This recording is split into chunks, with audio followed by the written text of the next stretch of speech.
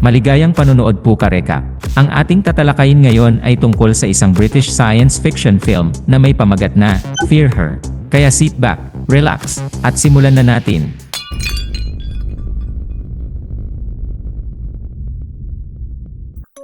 Nagsisimula ang pelikula mga ka-recap sa taong 2012 sa isang maliit na lugar sa London. Ang mga tao ay gumagawa ng kanilang pang-araw-araw na gawain at normal lang ang mga pangyayari. Ngunit, di nagtagal, ay may isang matandang babae na nagngangalang Maeve ang nakakaramdam ng kakaiba sa lugar kaya huminto ang matanda. Mukhang nag-aalala siya dahil may naramdaman siyang external force. Maya-maya ay tinanong siya ng kanyang kapitbahay na si Trish kung ayos lang ba ang kanyang pakiramdam. Ngunit binanggit ng matandang babae na nangyayari na naman ang kanyang kinatatakutan. Di nagtagal ay pumunta siya sa mga kalapit na bata at inutusan silang pumasok sa kanilang mga tahanan. Ang kanyang mga kapitbahay ay naguguluhan, napaka-normal lang ang araw na yon, na walang anumang mga palatandaan ng panganib, ngunit si Maeve ay patuloy na nagsasabi na nangyayari na naman ito muli. Maya-maya ay ipinakita sa atin ka-recap ang poster ng isang nawawalang batang babae na dinukot ng hindi kilalang nilalang kamakailan lang. Habang sinusubukan ni Maeve na kumbinsihin ang kanyang mga kapitbahay, ang anak ni Trish na nagngangalang Chloe ay pinapanood ang lahat mula sa kanyang silid sa kabilang kalye. Kinakanta niya ang kanyang paboritong kanta na nagsasalita tungkol sa ibong kukabura. Pagkatapos ay umupo siya sa kanyang mesa at nagsimulang mag-sketch ng larawan ng isa sa mga kapitbahay na batang lalaki na naglalaro sa labas. Sa sandaling matapos na niya ang sketch, ang batang lalaki ay bigla na lang nawala na para bang siya ay na-teleport sa ibang dimensyon. Dahil sa nangyari ay napagtanto ni Maeve at ng ama ng bata na may abduction na naman ang naganap, ngunit wala silang magagawa tungkol dito. Kasunod nito ay ipinakilala sa atin ka-recap ang pangunahing bida ng pelikula na pinangalan ng Doktor at ang kanyang kasama na si Rose. Silang dalawa ay mga time traveler na naatasang ayusin ang anumang anomalya sa timeline. Dumating sila sa mundong ito sa pamamagitan ng kanilang teleportation portal. Gayunpaman, sa pagkakataong ito, ay naririto lang sila para saksihan ang opening ceremony ng 2012 London Olympics. Habang naglalakad ang dalawa sa lugar, ay nakita nila ang mga poster ng mga nawawalang bata. Ang doktor, bilang isang mausisa na individual, ay hindi naniniwala na ang tahimik na kapitbahayan na tulad nito ay may kakayahang dukutin ang mga bata. Kaya naman, lumibot siya sa paligid at nagsimulang mag-inspeksyon. Nang makarating siya malapit sa bahay kung saan nawala ang huling batang lalaki, ay bigla niyang naramdaman ang isang wave ng enerhiya, kaya napagpasyahan niya na ang mga pagdukot ay may kaugnayan sa isang bagay na supernatural. Sa ibang eksena ay kinausap ni Rose ang isang maintenance worker na nagngangalang Kel na nag-aayos ng mga lubak na daanan sa lugar. Inaayos niya ang daan dahil ang Olympic torch ay dadaan sa kalyeng ito, patungo sa Wembley Stadium. Sa kabilang banda, ang doktor ay nagkakaroon ng problema dahil sa pag-ikot sa bahay ng isang tao na parang magnanakaw. Kaya, si Rose at Kel ay nagmamadaling tulungan siya, habang sina Maeve at Trish ay dumating upang masolusyonan ang kaguluhan. Nang natipon na ang lahat ay kinuha ng doktor ang kanyang police badge at binanggit na siya ay isang detective na ipinadala ng gobyerno upang lutasin ang kaso ng nawawalang mga bata. Nang tanungin niya kung sino man ang may anumang impormasyon tungkol sa pagdukot ay nagsalita si Maeve at ibinunyag na may external force ang kumukuha sa mga bata at nararamdaman niya ang mga ito. Habang patuloy na nag-uusap ang grupo ay makikitang muli si Chloe na pinapanood ang lahat mula sa kanyang silid. Napansin niya ang isang pusa at bumalik sa kanyang mesa at nagsimulang mag-sketch. Habang siya ay nasa loob, ang kanyang ina na si Trish ay pumasok sa kanyang silid at sinubukan siyang kausapin. Gayunpaman, ang maliit na batang babae ay kumilos ng marahas at inutusan si Trish na umalis dahil siya ay abala sa kanyang ginagawa. Makikita rin natin ka-recap ang ilang sketch sa kanyang dingding na nagpapahiwatig na matagal na niyang ginagawa ito. Sa labas, ay sinalubong ng doktor at ni Rose ang pusa at sinimulan itong paglaruan. Gayunpaman, sa sandaling matapos na ni Chloe ang kanyang sketch, ang pusa ay pumasok sa isang maliit na kahon na tila ito ay tinatawag.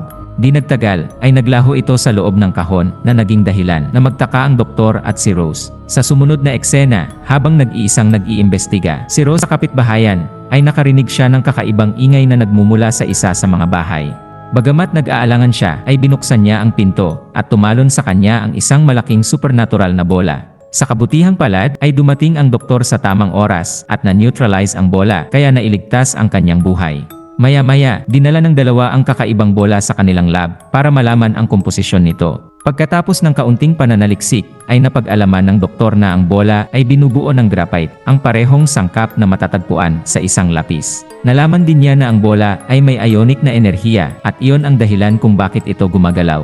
Dahil sa impormasyon na kanilang nalaman, ay napagpasyahan ng doktor na ang bola ay isang lapis lamang na Scrabble na itinapon pagkatapos ang sketch ay wala ng silbi. Nang marinig ang pahayag ng doktor, si Rose ay sumang-ayon sa kanyang teorya na sinuman ang gumagawa ng mga sketch ay may kapangyarihang lumikha o magbura ng mga bagay sa mundong ito.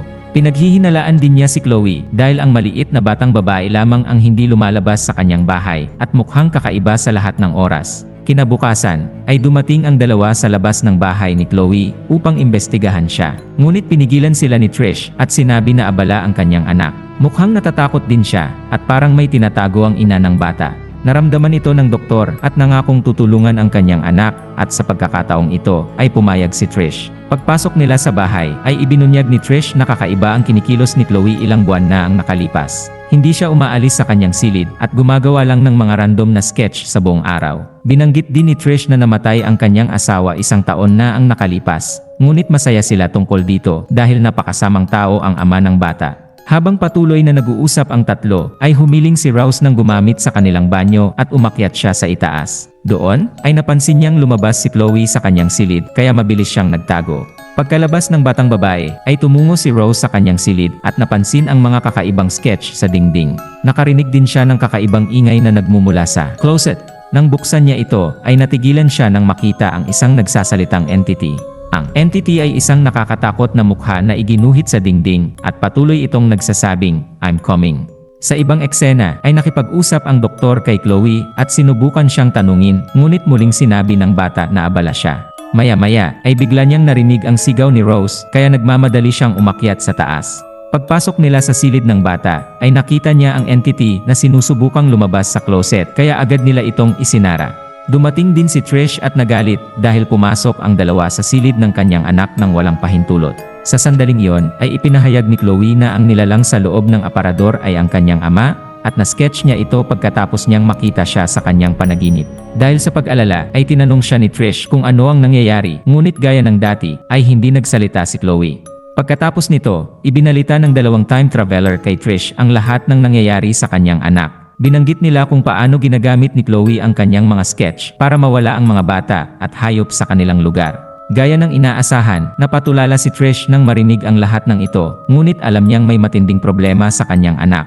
Maya-maya, ang tatlo ay pumunta sa kusina upang pag-usapan ang problemang ito. Nalilito si Trish kung bakit iginuhit ni Chloe ang kanyang namatay na ama, kaya sumagot ang doktor na pinagmumultuhan niya ang maliit na babae sa kanyang panaginip. Upang makahanap ng higit pang mga sagot, ay bumalik sila sa silid ng batang babae. Gayunpaman, sa pagkakataong ito, ay ginagamit ng doktor ang isa sa kanyang mga spell para mawalan ng malay si Chloe at para makausap niya ang entity na pumasok sa katawan ng bata. Sa pagkakataong ito karekap, ay nagsimulang magsalita ang entity at patuloy na binabanggit na ayaw nitong mapag-isa. Pagkatapos, nagpapakilala ito bilang isang Isolus, na isang supernatural na nilalang na naglalakbay sa kalawakan, na kasama ang kanyang malaking pamilya.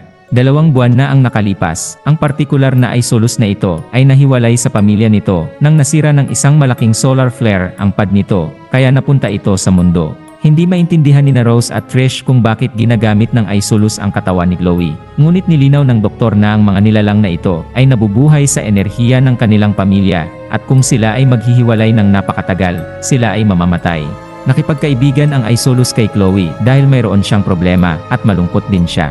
Ang Isolus ay nagdulot din kay Chloe na gumuhit ng isang malaking figura ng kanyang yumaong ama. Binanggit pa niya na ang Isolus ay magpapatuloy sa pagkidnap sa mga bata at iba pang mga hayop hanggang sa ito ay tumugma sa bilang ng kanilang malaking pamilya.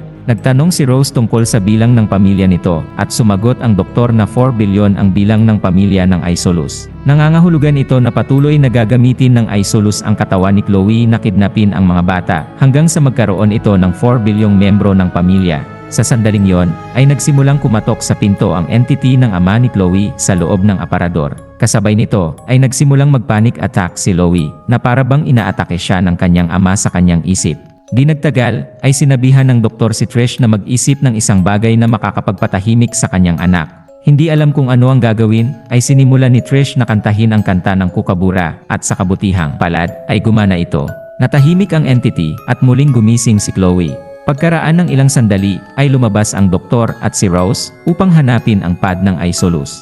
Ang plano ay aayusin nila ang pad upang ang Isolus ay makabalik sa orihinal nitong pamilya.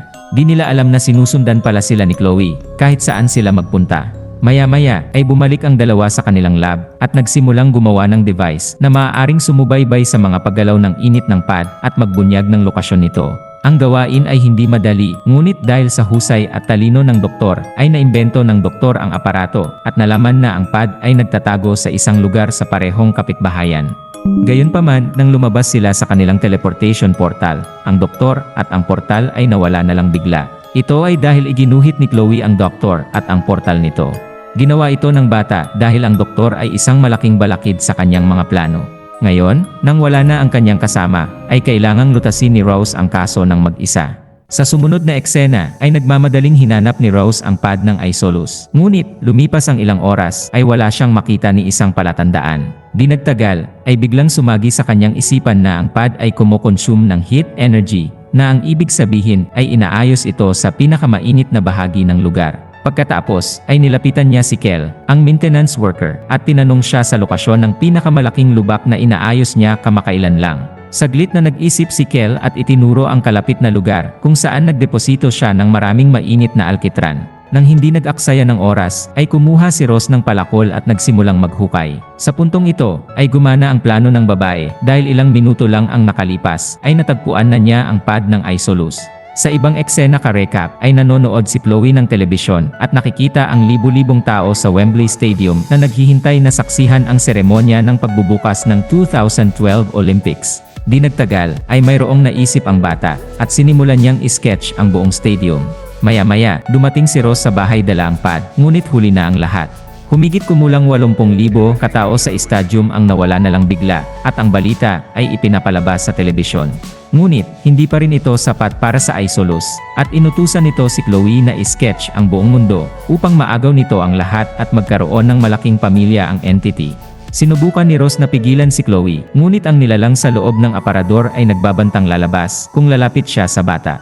Nang malapit nang mawala ng pag-asa si Rose, ay isang sketch sa loob ng silid ang biglang gumalaw. Ito ay sketch ng doktor at kahit na natileport siya sa ibang dimensyon, ay nagawa niyang makipag-communicate kay Rose. Sa sketch, ay itinuro niya ang Olympic torch. Kasabay nito, ay nagsisimula na ring ipakita sa telebisyon ang Olympic torch rally na malapit na sa lugar na kinaroroonan niya. Sinabi ng reporter na ang Olympic torch ay isang tanglaw ng pag-asa, integridad, at pag-ibig. Sa sandaling marinig ito ni Ross, ay napagtanto niya na gusto ng doktor na itapon niya ang pad sa loob ng Olympic torch dahil ang pag-ibig ang tanging makakapag-ayos nito. Agad siyang tumungo sa labas at naghintay na dumating ang taong may dala ng torch. At nang nakita niya ito, ay itinapon niya ang pad at eksaktong dumapo ito sa tamang lugar. Sa pamamagitan nito, ang Isolus sa loob ng katawan ni Chloe ay napagtanto na ang pad ay malapit ng maayos muli kaya nagpasya itong lumabas sa katawan ng bata. Pagkaalis nito sa kanyang katawan, ay bumalik sa normal si Chloe at niyakap ang kanyang ina. Ang iba pang mga dinukot na bata ay nagsimula muling magpakita at maging ang buong Wembley Stadium ay napuno ng mga dating na teleport na manonood. Ipinagdiriwang ni Ross ang kanyang tagumpay kasama si Kel. Ngunit nang hindi na muling nagpakita ang doktor ay nagsimula siyang mag-alala. Sa sandaling yon, ay nakarinig siya ng isang napakalaking sigaw mula sa bahay ni Chloe at nagmamadaling pumunta doon. Lumalabas na ang Isolus ay nag-iwan ng kaunting enerhiya at gamit ito, ang nilalang mula sa aparador ay lumabas. Nakulong sa loob ng bahay ang mag-ina at nanganganib ang kanilang buhay. Sa pagkakataong ito, ay napagtanto ni Ross na ang nilalang ay isa lamang remnants na enerhiya ng Isolus, kaya sinabihan niya si Chloe na manatiling malakas at kumanta ng paborito niyang kanta. Bagamat natatakot ang bata, ay nagsimulang kumanta ng Kookaburra song at sumabay rin ang kanyang ina. Gumana ang kanilang plano at ang demonyo ay itinulak pabalik sa loob ng ibang dimensyon. Sa huling eksena ka-recap, ay ipinakita sa telebisyon na ang lalaking may dala ng Olympic torch ay pagod na at nasugatan. Nang malapit na siyang makarating sa Wembley Stadium, ay bumagsak ito sa lupa. Sa pagkakataong ito, ay bigla na lang nagpakita ang doktor at dinala ang Olympic torch patungo sa itinalagang destinasyon nito. Habang nagsasaya ang karamihan at ang buong mundo, ay umakyat siya sa hagdan ng stadium at sinindihan ang apoy ng Olympic. Sa punto ding ito, ay nakaipon na ng sapat na enerhiya ang pad ng Isolus at nagsimulang maglakbay muli sa kalawakan. At dito nagtatapos ang pelikula mga ka-recap. Kung nagustuhan nyo ka-recap ang movie recap natin ngayon, ay inanyayahan kita na mag-subscribe at pakipindot na din ng notification bell para palagi kang updated sa mga susunod naming videos. Maraming salamat sa panonood. Cheers!